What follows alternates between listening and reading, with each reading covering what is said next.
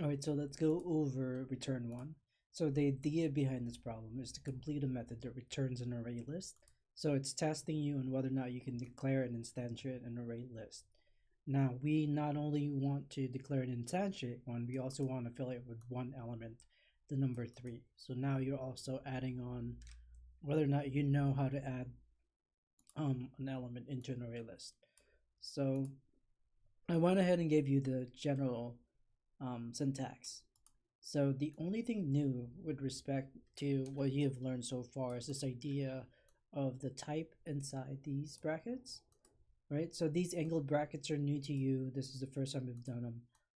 And this is because an array list is a generic type. In other words, this class, it can be made to hold any type. It's not limited to ints, it's not limited to booleans or strings, it's any object type.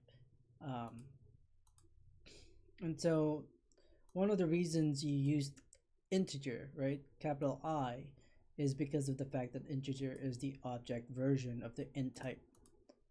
Um, a couple of things that you want to review. This is the method header. This gives you some information about the method you're about to complete. This is the name of the method. The parameters go inside the parentheses. But then remember that before the name of the method is your return type. As you can see here, it says here that you're returning a list.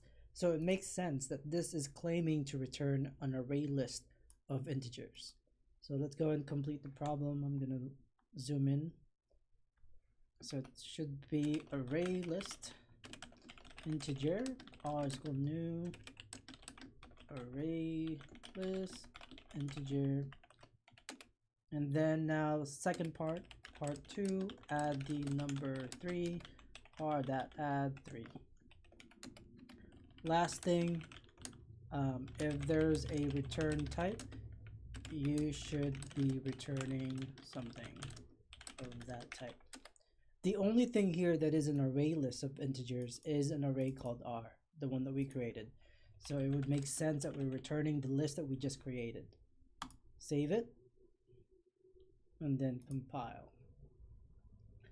From there, it just runs a very small test, right? Very good.